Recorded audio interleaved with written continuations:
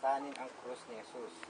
Galing ito sa bukid na masalubong nila. Siya ang ama nina Alejandro at Rufo.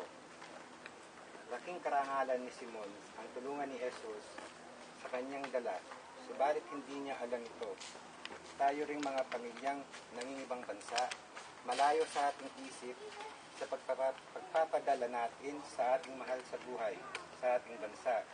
Ang bansa natin mismo ang ating tinutulungan. Yan ang dahilan kung bakit tayo tinaguriang mga bagong bayani. Katuwang tayo sa pagpasan ng krus ng ating bansa. Katuwang tayo sa pagbibigay ng buhay sa ating kapwa. Sa pagtuwang natin, lumalago ba naman ang ating sariling buhay at pamumuhay? Nabibigyan ba tayo ng buhay? Panginoon naming anak, takila ang aming mga pamamaraan. Dinadala mo rin kami sa kadakilaan.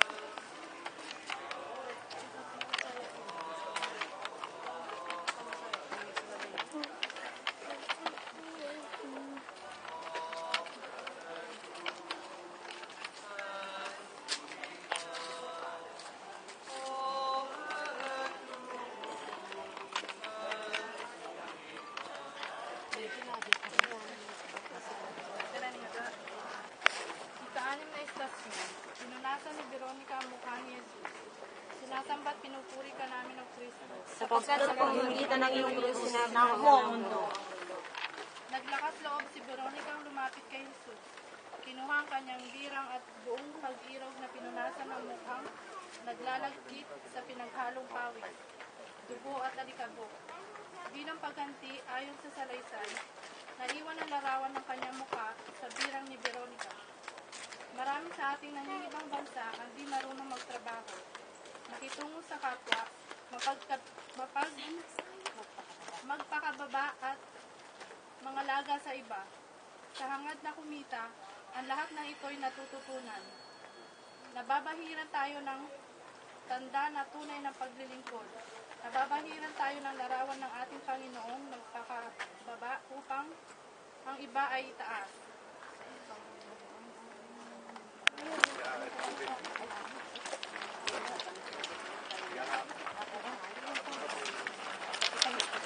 Kapitong istasyon. Ikalawang pagkakarapa ni Jesus, sinasamba ka namin o Kristo. Sapagkat sa pamamagitan ng iyong krus, tinakop mo ang mundo. Hindi rin malayong isipin na sa paglakad ni Jesus, siya'y muling narapa. Magdamag siyang walang tulog at kain. Ang isip at bagabag sa kapaksilan nating mga makasalanan. Mabigat mahiwalay sa asawa. Sa pangingibang bansa, ang sa kalungkutay naghihina sa mapang-akit na puso, mahanap ng aliw sa kandungan ng iba. Minsang maulog at madapa matapos mabagsak ang mabasag ang banga, wika nga. Mahirap na muli itong mabuo sa dami ng mga pira-piraso. Subalit si Jesus ay hindi nananatiling nakadapa. Nakapako ang isip niya sa ating mga nakadapa upang muli tayong itayo. Sandaling katahimikan. Panginoon, patawad sa mga katangang nagawa namin, mga ibang bansa, sa pagkasira ng kabanalan ng iyong larawang ibinigay mo sa amin, sa aming pagkalalaki at pagkababae, sa larawan mo sa aming kasal, sa larawan mo sa aming pagpagsimbahan, ang pamilya na nagawa namin ito kung ngalan ng paghanap ng aliw. Aliw na hindi nagpapaligaya, kundi nakakapaso ng budhi. Ukawin mo sa aming mga grasya ng iyong mga sakramento upang makatayo kami muli at makapasigla ng iyong katawan, ngayon at magpakailanman. Amen.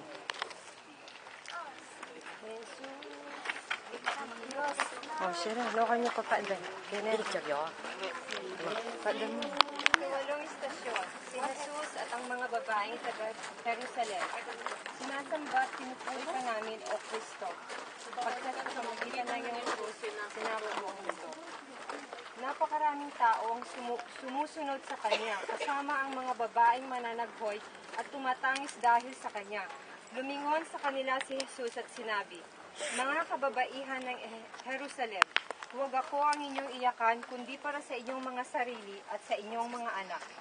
Kayo umiyak, sapagkat palapit na ang panahon na sasabihin, mapalad ang mga baog, ang mga babaeng di nagkaanak at ang mga dibdib na di nagpasuso.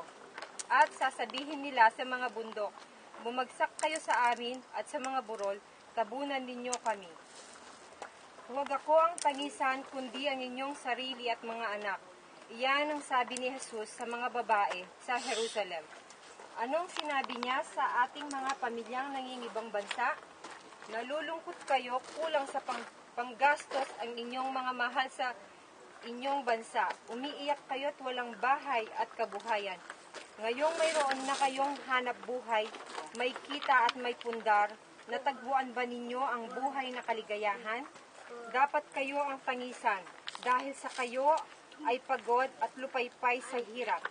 Marami sa inyo ang tinakasan ng katahimikan ng budhi o ng budhing miso. Marami sa inyo ang nabubuhay palagi sa takot. Walang dami ng salapi ang makakasapat upang ibalik ang mga nawawala sa inyo. Panginoong Jesus, madalilakan kayo dahil sa inyong paghirap para sa amin. Hingiling, Birheng may puso na maawain, ako'y iligtas sa landas ng dilim. Totoong napakabigat ng krus at si Jesus ay tuluyang napasuksok. Totoong napakabigat at pagkakaiwalay ng mga pamilya dahil sa pangingibang bansa. Sukdulan ng mga supling ay napasuksok din sa kawalan ng pag-alalay at kalinga ng mga magulang. Ang mga anak natin ay sugatan dahil sa ng pangungulila, sa pagdama ng pagmamahal at siyak sa saligan ng kanilang paglaki. Ang ating mga anak ay nalilito sa kawalan ng masusulingang makapagpapatatag sa mga kabutihan dapat nilang panindigan at kasamang dapat talikuran.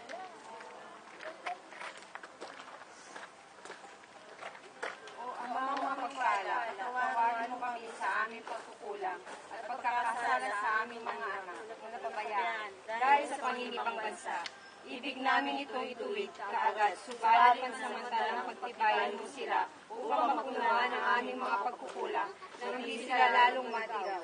Ukawin mo ang puso ng aming mga mag-asawa upang hindi kami maging isa para sa kanilang kapakanan. Tulad ni Jesus, walang pagkakadapa ang dapat mapanatili sa aming pagkakalugmok. Ibig namin tumayong muli at tahakin ang landas na matuwid.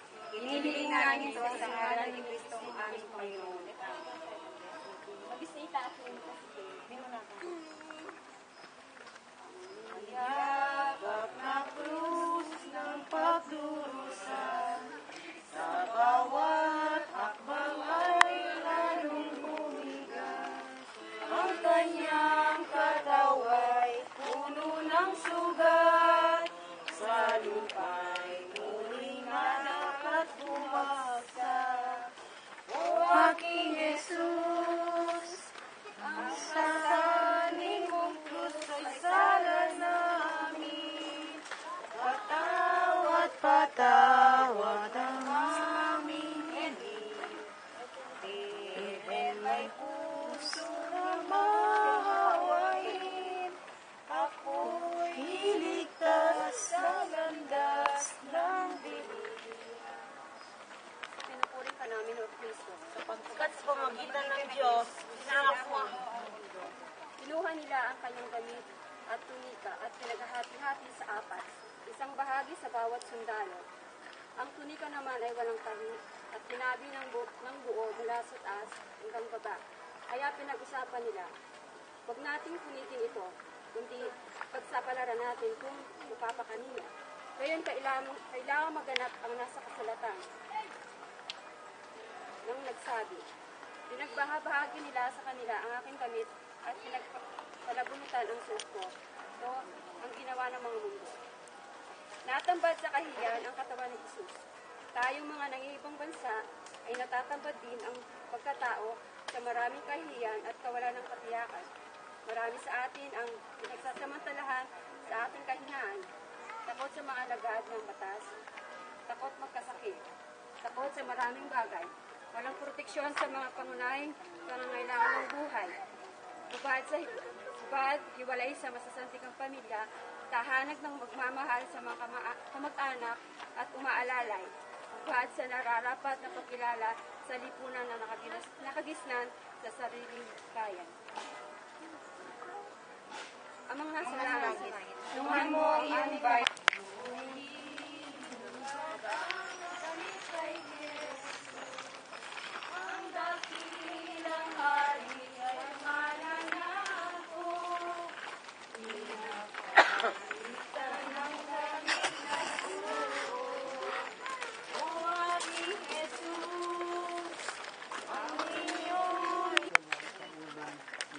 Nakasulat sa sakdal laban sa kanya.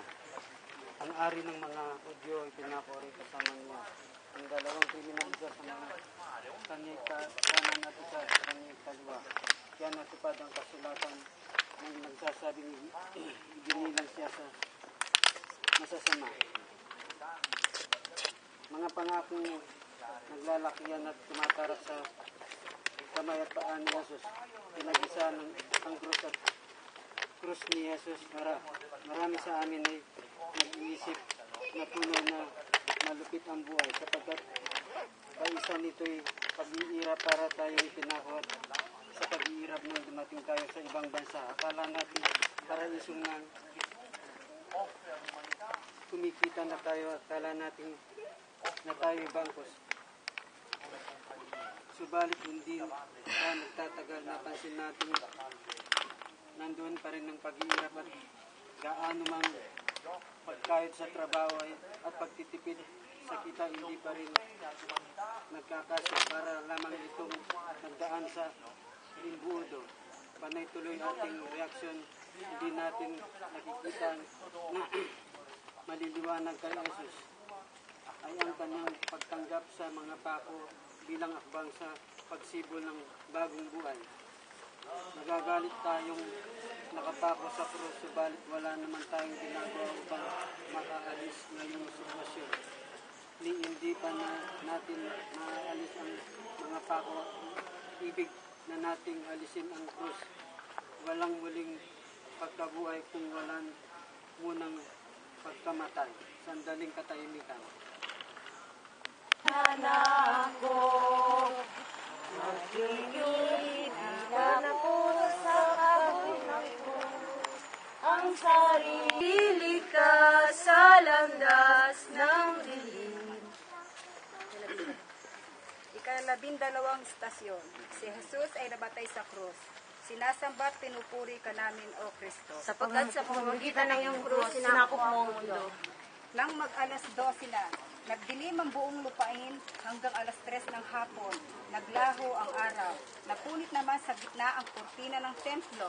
Malakas na sumigaw noon si Jesus, Ama, sa mga kamay mo ipinagkakatiwala ko ang aking espiritu. At pagkasabi nito, nalagot ang kanyang hininga.